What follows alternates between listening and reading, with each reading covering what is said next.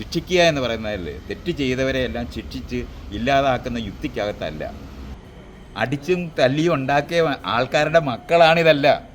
ഇപ്പം ഇവിടെ ഇത്രയും അന്ന് പറഞ്ഞിട്ടുണ്ടായിരുന്നു കഞ്ചാവ് പോലത്തെ ലഹരി വസ്തു ലീഗലാക്കണം എന്ന് പറഞ്ഞിട്ടുണ്ടായിരുന്നു. പക്ഷേ അങ്ങനെ തന്നെയാണ്. അല്ല, പക്ഷെ ഇന്ന് ലഹരിയുടെ കൊണ്ടൊന്നും അല്ലത്. ഈ കാണുന്ന പരീക്ഷയും ഈ പീഡനത്തിനകത്തു നിന്ന് മോചിക്കാനാണ് അവർ ലഹരി ഉപയോഗിക്കുന്നവരായിട്ട് മാറിയത്. അല്ല, ഈ കറണ്ട് സിനാരിയോ അറിയാലോ, ഫുള്ള് കേരളത്തിൽ നടന്നുകൊണ്ടിരിക്കുന്ന അക്രമങ്ങളാണ് കൂടുതലായിട്ട് വരുന്നത്. പക്ഷേ ഈ സർക്കാർ പറയുന്നത് ഇത് കൂടുതലായിട്ട് വരുന്നതിന് കാരണം സിനിമയിൽ നിന്നുള്ള ഇൻഫ്ലുവൻസ് ആണ്. അതിനെ കുറിച്ചിട്ട് എന്താ പറയാനുള്ളത്? സിനിമയ്ക്കൊരു റോളുണ്ട്, പക്ഷേ അത് മാത്രമല്ല. ഇവിടെ ഈ വയലൻസും ക്രിമിനൽ ഈ പറയുന്ന ഡ്രഗും രണ്ടും ഉണ്ടായെന്നത് അതിനെ നിരോധിച്ച് നിർത്തിയിരിക്കുന്ന ഒരു സംവിധാനമുണ്ട്. അതുകൊണ്ട് ക്രിമിനലൈസ് ചെയ്ത വിഭാഗം അഗ്രസീവായിട്ട് സെയിൽ ചെയ്തിട്ടാണ് ഈ ഡ്രഗും സാധനങ്ങളെല്ലാം വിൽക്കുന്നത്. വയലൻസ് എന്ന് പറയുന്ന സാധനം നമ്മൾ പ്രൊമോട്ട് ചെയ്യുന്ന ഒരു സാമൂഹിക അന്തരീക്ഷം കേരളത്തിൽ മാത്രമല്ല ഇന്ത്യ മുഴുവനും ലോകം മുഴുവനോട് ഉണ്ടായിരുന്നു. ഇതിൻ്റെ ഭാഗം കൂടാണ്. അതിനകത്ത് സിനിമയ്ക്ക് റോളില്ലെന്നല്ല, സിനിമയ്ക്ക് നല്ല റോളുണ്ട്. അത് ഇവിടെ കേരളത്തിലെ കുറച്ച് സിനിമയ്ക്കകത്ത് മാത്രമുള്ളതായിട്ട് ഞാൻ കാണുന്നേയില്ല. നമ്മൾ കളിക്കുന്ന സകല ഗെയിം, നമ്മൾ ഈ ഇവിടെ കാണുന്ന ഏതെല്ലാ സാധനത്തിനകത്തും വയലൻസ് എന്ന് പറയുന്ന പ്രൊമോട്ട്. പണ്ടാണെന്നുണ്ടെങ്കിൽ വയലൻസിന് എതിരായിട്ട് വയലൻസ് കാണിക്കുമെങ്കിലും അത് പ്രൊമോട്ട് ചെയ്യുന്ന യുക്തിയില്ല. ഇതിപ്പോൾ നായകൻ വയലൻ്റായിട്ട് പെരുമാറുന്നിടത്ത് ലെജിറ്റിമൈസ് ചെയ്യുന്ന സ്ഥലത്തേക്ക് മാറിയത്. അത് നമ്മൾ അങ്ങനെ അല്ലെന്ന് മനസ്സിലാക്കരുത്. വയലൻസ് സിനിമയ്ക്കകത്ത് എന്തുകൊണ്ടാണ് നമ്മൾ സെൻസർ ബോർഡ് ഉണ്ടാക്കിയത്? എന്തിനാണ്? സിനിമ ഇൻഫ്ലുവൻസ് ചെയ്യത്തില്ലെന്നുണ്ടായിരുന്നുണ്ടെങ്കിൽ പിന്നെ എന്തിനാണ് സെൻസർ ബോർഡ് ഉണ്ടാക്കിയത്? എന്തിനാണ് രാമായണവും മഹാഭാരതവും കളിപ്പിച്ചത്? എന്തിനാണ്? ഇതൊക്കെ ആളുകളെ സ്വാധീനിക്കുന്നുള്ള കാര്യം അറിയേണ്ടത്. അതേ സമയത്ത് വയലൻസ് ഉണ്ടാക്കുന്ന സിനിമയാണെന്ന് ഞാൻ വിചാരിച്ചു. പിന്നെ അലക്സാണ്ടർ യുദ്ധം ചെയ്തതൊക്കെ സിനിമ കണ്ടിട്ടാണെന്ന് പറയേണ്ടി വരും, ചെങ്കിസ് ഖാനൊക്കെ. അതുകൊണ്ടല്ല. പക്ഷേ ഇന്നത്തെ സാമൂഹിക അന്തരീക്ഷത്തിനകത്ത് വയലൻസിനെ ലെജിറ്റിമൈസ് ചെയ്യുന്ന ഒരു ഏരിയ സിനിമയ്ക്കകത്ത് ചെയ്തിട്ടുണ്ട്. അത് നായകൻ വയലൻസ് ചെയ്യുന്നത് വയലൻ്റായ ഒരാളെ കൈകാര്യം ചെയ്യുന്നതിന് വേണ്ടിയായിരുന്നു പണ്ട് ചെയ്തിരുന്നത്. ഇന്ന് നായകന്മാർ വില്ലന് പകരമായി മാറിയത്. എങ്ങനെയാണോ പണ്ട് ലൈംഗിക ചൊവ്വയുള്ള നൃത്തം ചവിട്ടുന്ന സ്ത്രീകൾ സിനിമയ്ക്കകത്ത് അനിവാര്യമായിരുന്നു, ഇന്ന് നായിക തന്നെയാണ് ചെയ്യുന്നത്. ഇതുപോലൊരു ഷിഫ്റ്റ് വന്നു. കോപ്പി അടിച്ചാൽ ഡീബാർ ചെയ്യാം, ഒരാളെ കൊലപ്പെടുത്തിയാൽ എന്താണ് പരീക്ഷ എഴുതിപ്പിക്കുക എന്നുള്ള വാർത്തയാണ് ഇപ്പോൾ ചർച്ച ചെയ്തുകൊണ്ടിരിക്കുന്നത്. മരണത്തെ സംബന്ധിച്ച് നമ്മളിപ്പോൾ കൊലപാതകം നടത്തിയ ആൾക്കാരെ ശിക്ഷിക്കുന്ന യുക്തിക്കകത്ത് മാത്രമല്ല, അവരെ അങ്ങനത്തെ ഒരു അവസ്ഥയിൽ നമ്മളെല്ലാം പെടുന്ന പോലുള്ള സ്ഥലങ്ങളുണ്ട്. ആ ഏരിയകൾ കാണാതെ ശിക്ഷിക്കുക, ഒരാളുകളെ പിടിച്ച് ശിക്ഷിക്കുന്നതിൽ മാത്രം കൗതുകത്തോടെ എഴുതുന്ന ലോകമാണ് ആ പറയുന്നത്. നമ്മുടെ ഈ ആളുകൾ അത്തരത്തെ തെറ്റുകൾ ചെയ്താൽ നവീകരിച്ച് തിരിച്ച് സമൂഹത്തിൽ വരുന്നതിന് എങ്ങനെ എന്ത് ചെയ്യാൻ പറ്റുമെന്ന് ആലോചിക്കേണ്ട സ്ഥലമുണ്ട്. ശിക്ഷ കൊടുത്ത് ആളുകളെ മറ്റുള്ളവർക്ക് മാതൃകാപരമായി മറ്റു മനുഷ്യരെ കാണിക്കാൻ വേണ്ടി ശിക്ഷിക്കുന്ന യുക്തിയിലല്ല ജനാധിപത്യത്തിനകത്ത് ശിക്ഷ നിൽക്കേണ്ടത്. നിങ്ങൾ ഈ ചോദിക്കുന്ന ചോദ്യത്തിനകത്ത് ഏറ്റവും വലിയ പ്രശ്നം അവിടെയാണ്. അല്ല, ഭൂരിഭാഗം ആളുകളും ഉന്നയിക്കുന്നത്, ഭൂരിഭാഗം ആളുകൾക്ക് വിവരമുണ്ടെന്നുള്ള തെറ്റിദ്ധാരണ എനിക്കില്ല. ആളുകൾ ഭൂരിപക്ഷം ആയ ആൾക്കാരാണ് അമ്പലത്തിലും പള്ളിയിലും ഒക്കെ പോയിക്കൊണ്ടിരിക്കുന്നത്. ലോകത്തിനെപ്പറ്റി അറിവുള്ളവരല്ല, ആട്ടും കൂട്ടങ്ങളും ആട്ടും പറ്റങ്ങളുമാണ് അതെല്ലാം. അവർ പറയുന്നു എന്നുള്ളതുകൊണ്ട് ഭൂരിപക്ഷം എന്ന് പറയുന്നത് ലോകത്തിനകത്ത് നിയമം ഉണ്ടാക്കുന്ന ഭൂരിപക്ഷം അനുസരിച്ചിട്ടല്ല. അതിനെപ്പറ്റി അറിവും വിവരവും ഉള്ള ലോകത്തിനെപ്പറ്റി അറിയുന്ന മനുഷ്യർ ചേർന്നും കൂടെ ആ തെരഞ്ഞെടുപ്പുകൾ അറിഞ്ഞുകൂടാതെ ശിക്ഷിക്കുക എന്ന് പറയുന്നതിൽ തെറ്റ് ചെയ്തവരെ എല്ലാം ശിക്ഷിച്ച് ഇല്ലാതാക്കുന്ന യുക്തിക്കകത്തല്ല. ആളുകൾ തിരിച്ച് സമൂഹത്തിലേക്ക് വരാനായിട്ട് വേണ്ടിയാണ് ജനാധിപത്യത്തിൽ ശിക്ഷ. ഇത് കൊല്ലണമെന്ന് ആഗ്രഹിക്കുന്നതിന് പകയുള്ളവരുടെ ലോകത്തു നിന്നാണ് ഈ പറയുന്ന മുഴുവൻ. അവരുടെ ഷൂസിനകത്ത് നിന്നിട്ട് ഇതേ തെറ്റ് ചെയ്യുന്ന സമയത്ത് സകല ആൾക്കാരെയും എന്നെപ്പോലുള്ള ആൾക്കാരെ വിളിച്ചിട്ട് രക്ഷിക്കണമെന്ന് ആവശ്യപ്പെടുന്ന അതേ മനുഷ്യർ തന്നെയാണ് ഈ കൊല്ലണമെന്ന് പറയുന്നത്. അതൊക്കെ നമ്മൾ അങ്ങനെ മനസ്സിലാക്കണം. അങ്ങനൊന്നും അല്ല ലോകത്തിനെ മനസ്സിലാക്കേണ്ടത്. അല്ല, നമ്മുടെ നിയമം അങ്ങനെയല്ല. നിയമം പുറകിലാണെന്നും,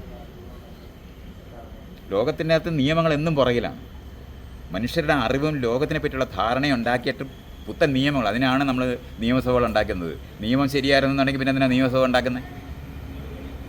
കാലികമായി മനുഷ്യരെ മാറ്റുന്നതിന് വേണ്ടിയുള്ള നിയമങ്ങളാണ് ലോകത്തുണ്ടാകേണ്ടത്. അല്ലാതെ നിയമം അനുസരിച്ചിട്ട് കാര്യങ്ങൾ ചെയ്യുന്നത് മാത്രമല്ല, നിയമം വായിക്കുന്ന ഒരു ജഡ്ജി അത് മനസ്സിലാക്കി സാഹചര്യം അനുസരിച്ചിട്ട് ഇൻ്റർപ്രിറ്റേഷൻ കൊടുക്കുന്നിടത്താണ് പുത്തൻ ജഡ്ജിമാരാകുന്നത്. ഇതൊക്കെ നമ്മൾ അങ്ങനെ അറിയണം. 1936 ഉണ്ടാക്കിയ നിയമങ്ങളാണ് ഈ നാട്ടിൽ ഓടിക്കൊണ്ടിരിക്കുന്നത്. അതിന് എന്താണ് ഭാരതീയ ന്യായ സംഹിത എന്ന് പേര് കൊടുത്താലൊന്നും ഭാരതീയമാകത്തൊന്നുമില്ല. ജനാധിപത്യ ബോധമുള്ള മനുഷ്യർ ഉൽപ്പാദിപ്പിക്കേണ്ടത്. ഇന്ത്യൻ ഭരണഘടന ഉണ്ടാക്കിയത് ലോകത്തുള്ളവരെല്ലാവരും കൂടെ ചേർന്നിരുന്ന് സംസാരിച്ചിട്ടല്ല. അതിനെപ്പറ്റി ധാരണയുള്ള അംബേദ്കറെ പോലുള്ള ആൾക്കാരും നെഹ്റുവിനെ പോലുള്ള ആൾക്കാരും ചേർന്നിരുന്ന് ഉണ്ടാക്കിയതാണത്. ഇതൊക്കെ നമ്മളങ്ങനെ മനസ്സിലാക്കണം. ഗൈഡ് ഉണ്ടാകുന്ന ലോകമുണ്ട്, അല്ല ഭൂരിപക്ഷം കൊണ്ടല്ല അത് തീരുമാനിക്കപ്പെടുന്നത്. ഭൂരിപക്ഷം തീരുമാനിച്ചിട്ടല്ല റോക്കറ്റ് വിടുന്നത്. പാരന്റിങ് എന്ന് പറയുന്നത് ആധുനിക ജനാധിപത്യ ബോധമുള്ള മനുഷ്യരെ സൃഷ്ടിക്കാനാണ്. പേരൻറ്റിങ് എന്ന് പറഞ്ഞാൽ എങ്ങനെങ്കിലും ആൾക്കാരെ അടിയും കൊടുത്തും വടിയെടുക്കണമെന്ന് പറഞ്ഞിട്ടാണല്ലോ എല്ലാവരും സംസാരിച്ചുകൊണ്ടിരിക്കുന്നത്.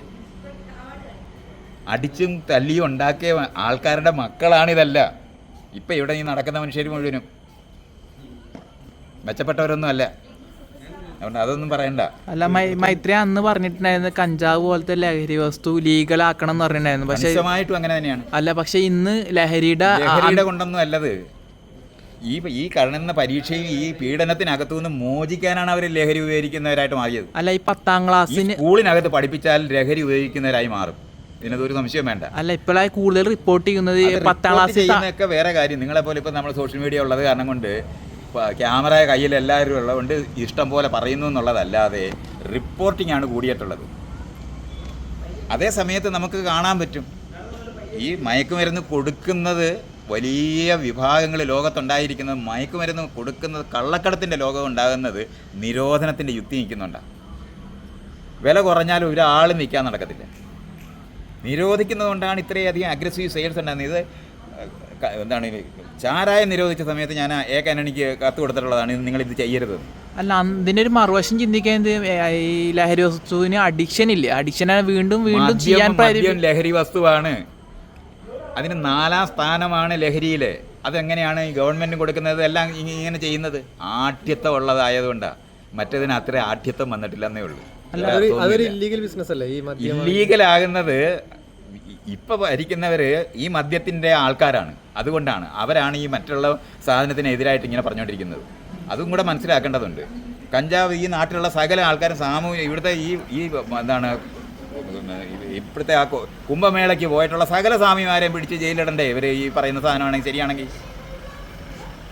ലോകം മുഴുവനും കഞ്ചാവ് ലീഗലൈസ് ചെയ്തുകൊണ്ടിരിക്കുകയാണ്. അതെന്താണെന്ന് ഇവരെന്താ അന്വേഷിക്കാത്തത്?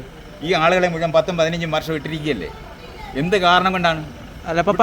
പറഞ്ഞ കുംഭമേള പോയ സകല അവിടുത്തെ യോഗി ആദിത്യനാഥ് സഹിതം ജയിലിൽ പോകേണ്ടവനാണ് ഈ നിങ്ങൾ പറയുന്ന ന്യായമാണെങ്കിൽ. ഇതൊന്നും അല്ലത്. അല്ല, അപ്പൊ പറഞ്ഞിരുന്നത് ഈ ലഹരിക്ക് ഇതിന് യാതൊരു ബന്ധമില്ല. നിയന്ത്രിതമായി ഉപയോഗിക്കാൻ ആളുകളെ പഠിപ്പിക്കുന്ന വഴിയാണ് അത് ഒഴിവാകുന്നത്. അല്ല, ഞാൻ ചോദിക്കുന്നത് നോക്ക്, ഒരു മോട്ടോർ സൈക്കിൾ ഓടിക്കുന്ന ആള് മോട്ടോർ സൈക്കിളിനെ പോലെ അപകടകരമായ ലോകത്ത് യാതൊന്നും മനുഷ്യൻ കണ്ടുപിടിച്ചിട്ടില്ല. സകലരുടെയും അംഗവൈകല്യം ഉണ്ടാകും, മരിക്കുകയും ചെയ്യും. നിങ്ങൾ കണക്കെടുത്ത് നോക്ക്. അല്ല, ഇപ്പൊ ഇത്ര നിൽക്കുന്ന മോട്ടോർ സൈക്കിൾ ഓടിക്കാൻ പഠിപ്പിക്കുകയാണ് നമ്മൾ ചെയ്യാറുള്ളത്.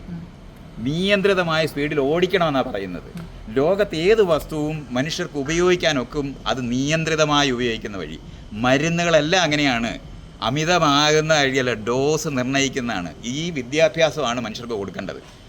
കുട്ടികളെല്ലാവരും കൂടെ മയക്കുമരുന്ന് ഉപയോഗിക്കുന്നവരായിട്ട് മാറത്തില്ല. പക്ഷേ നിരോധിച്ചിട്ടുണ്ടെങ്കിൽ സ്വാഭാവികമായും വലിയ വിലയ്ക്ക് അത് കൊടുക്കാൻ പറ്റും. വലിയ വില കൊടുക്കുന്ന ഒരു സാധനം ലോകത്ത് അഗ്രസീവായിട്ട് സെയിൽ ചെയ്യും.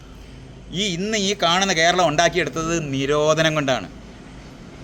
ഞാൻ ചോദിച്ചു വന്നത് സ്കൂളിനകത്ത് അടിച്ചമർത്തുന്ന വിദ്യാഭ്യാസവും ഈ മയക്കുമരുന്നുകൾ നിരോധിക്കുകയും കൂടെ ചെയ്തിരിക്കുന്ന 2 എണ്ണം കൂടെ ചേർന്നാണ് ഇന്നത്തെ അവസ്ഥ. നിങ്ങൾ കേരളത്തിനകത്ത് പറയുന്നത് ലോകവ്യാപകമായി ഇത് എല്ലാ സ്ഥലത്തും ഉണ്ടായിട്ടുള്ളതാണ്.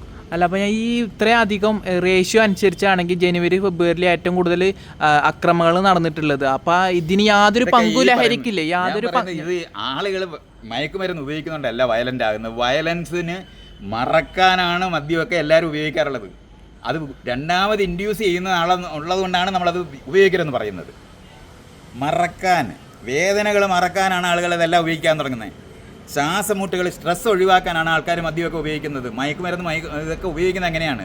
അതിൻ്റെ സോഴ്സിനെ പറ്റി നിങ്ങൾ ഒരു കാലത്തും പറയാതെ, ഇത് കാരണമാണ് അതുണ്ടാകുന്നതെന്ന് പറയാതെ, നല്ല സെയിനായ ആൾക്കാരോടോ പട്ടാളത്തിൽ ചേർന്ന് ലോകത്ത് മുഴുവൻ ബോംബ് ചെയ്തുകൊണ്ടിരിക്കുന്നു. ഉക്രൈനിലൊക്കെ ഇപ്പോൾ ബോംബ് ചെയ്യുന്നവരെല്ലാം മദ്യം കഴിക്കുന്നവരോ കഞ്ചാവ് വലിക്കുന്നവരല്ല.